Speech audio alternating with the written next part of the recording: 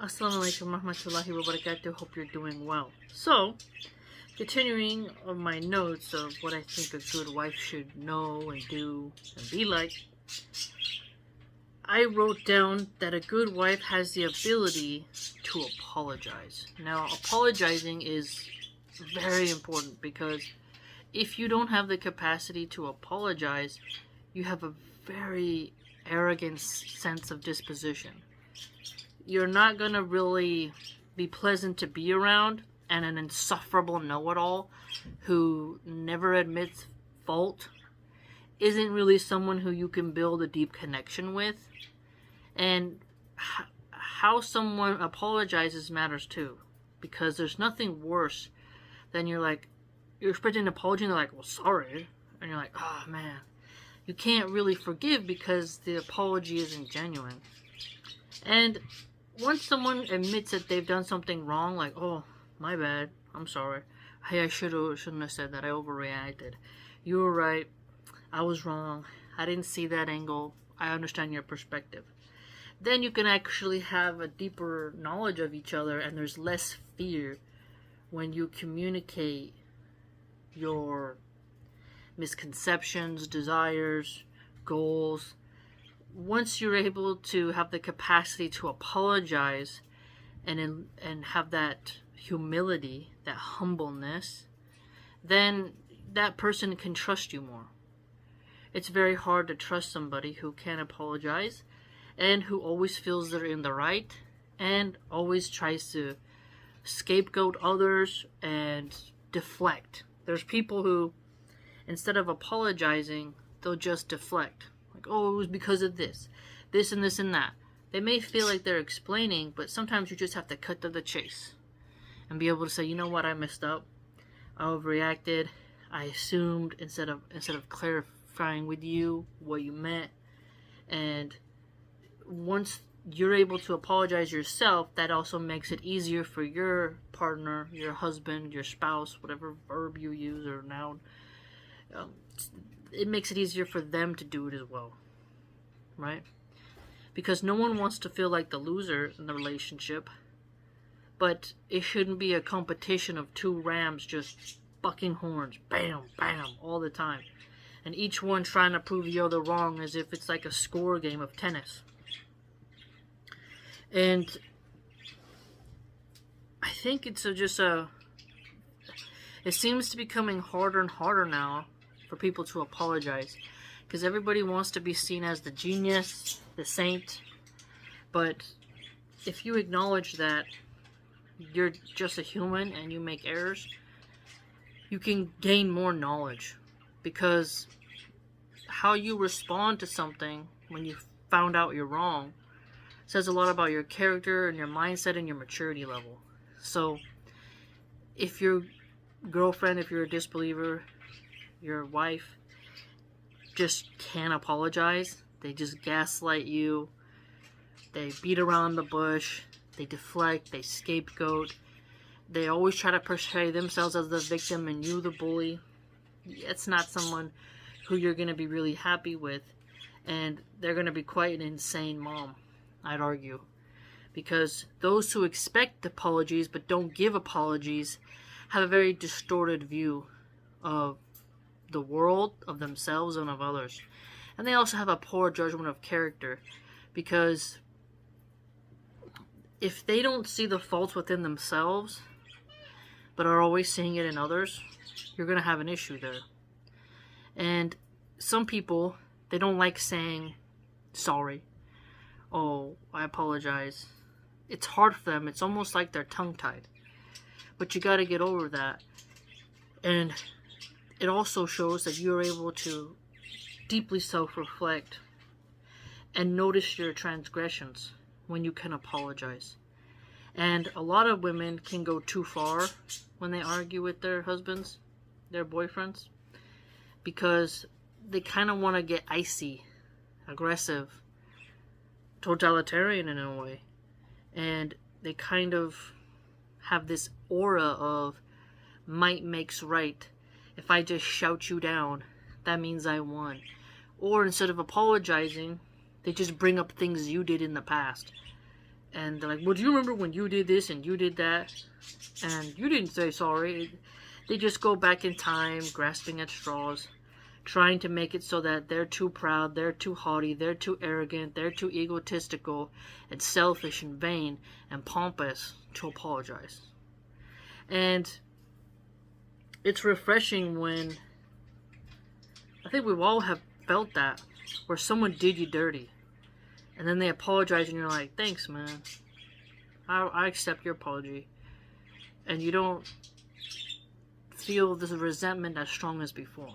Doesn't mean you continually let bad habits slide, but it's important, because there's going to be days where both of you are in bad moods and one gets snappy and they may have went too far and hurt your feelings, and you're going to remember that. And if they don't apologize after you've communicated your issue with what they have done, then you're just like, what a jackass, you know? So keep that in mind as a wife. The ability to apologize is essential. You don't see feminists telling women that they ever need to apologize. I mean, feminists have got to be the most toxic, evil group in the world, because it's always about me, I. I'm the victim, I do no wrong. Men are these cycloptic monsters who have to be curtailed, and it's just terrible. Absolutely terrible. I mean, I've had feminists tell me the most horrendous things simply because I'm just disagreeing with them on something that they said, and I'm not insulting them or anything. And it's wild just how fast they go to deep insults when they don't even know you and they just make things up. And you're like, I couldn't imagine arguing with this person in a public space or one-on-one, like in real life. You know, it's fascinating how fast women go for the kill shot, where they want to go for the worst insults because they're impulsive, hyper-emotional, and can't control their tongues. So instead of being rational and practical and sticking to the issue, they go for the, you know, headshot. It's just, wow, KO'd. And they go too far and they overreact, but they never come back and say, ouch. You know, there's been times where, I'll give you one example, 2 examples actually. There was a salad prepper on the line, and she was years ago, before I had any children, when I was single, and I was rude to her because she had screwed up the salad. And as a server, sometimes you can get a bit stern with cooks.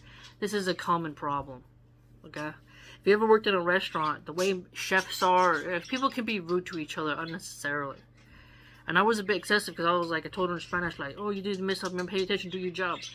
You know, because now I gotta, you worry about your tip. When a cook messes up, you know, doesn't follow the ticket and there's a delay, there goes my tip and I want my money. Cooks don't have to really worry about that because they get a certain amount automatically. But if you're a server, you're trying to get that cash. And she started crying, like, and I didn't apologize. And still to this day, I randomly think about her. And I don't remember her name. I remember her face in that moment in time. And I'm like, dang, man, like, that restaurant's closed. It's so, like, long ago. You know, over 15 years ago. But I still think about it. Then there was another time where I was working at this coffee shop. And a customer says, does the whipped cream have dairy? And the coworker, she was, I think, from Thailand, or I think she was from Thailand, but she was Asian. And she said no. And I was like, are you serious right now? You don't know that whipped cream is made from dairy? It literally says on the can. You should check it first before you say something like that. And she started crying. And then she called the boss and was like, can you come here? You know, and I was like trying to talk to her while she was on the phone, and I was like, look, I didn't mean to be that rude, but you gotta have common sense. And should I have been that firm? I don't know. Is she a crybaby? Maybe. But it's just important that you know how to realize someone's temperament. That doesn't mean you walk on eggshells and you soften things just for idiots, but that you know when you've gone maybe too tart, right? When you go, oh, and there was another time where my ex stepmom, I said something really rude to her, like, man, my dad never wanted to have kids with you, but when he left you, he went and had other children with other women. And that was salty, like, that was really mean to say. But I had gotten irritated with her because she was drunk, whining about my dad, and I didn't want to hear about it. I wanted to ask her, like, how your day was, what's new with you, but she would just whine about my dad. And I don't care I don't care about your relationship. I wanted to just talk to you and see what you're doing. But she would always repeat herself. With alcoholics, they always repeat themselves. It's like a broken record, and I lost my temper, and I never apologized. I don't have her number anymore. And I have, I don't even think my dad has her number anymore, but I shouldn't have said that. And looking back, I'm like, damn. I went, real scorched earth right there. Arrow to the heart. It was true, but she didn't need to know that truth. You see what I'm saying? So I'm sure there can be a wife who her husband did something and she just did something terrible. And in public is a big thing you have to watch out for.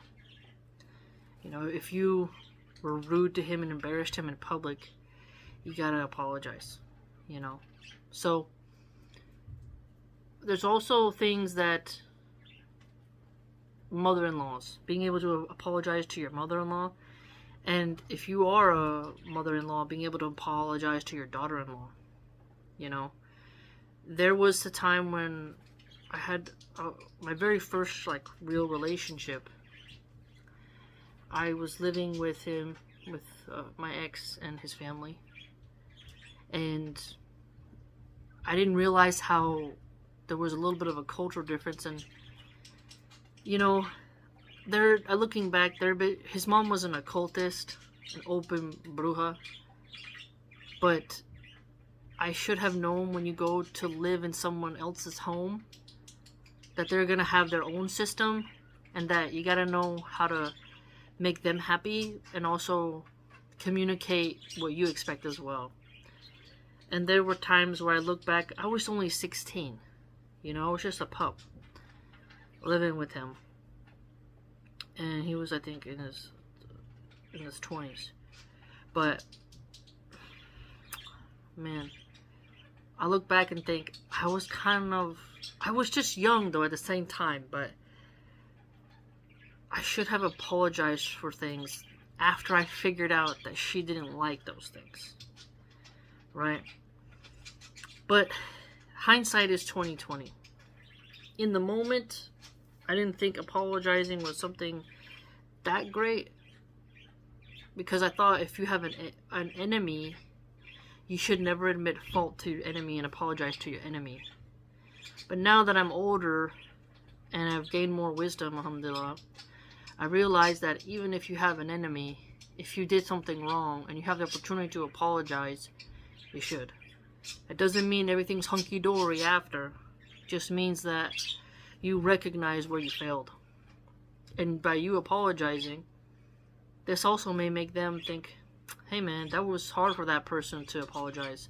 Maybe I should do that too. So something to think about. Something to think about for sure, because making up after a fight is very important for your mental health. Because if you harbor all that anger, it's going to eat you up. Give you stomach ulcers and diarrhea. It's going to cause some health issues if you can't forgive and just put the past in the past, right? Doesn't mean you forget. It means that you just try to move on with life, and apologizing and knowing when you went too far is important.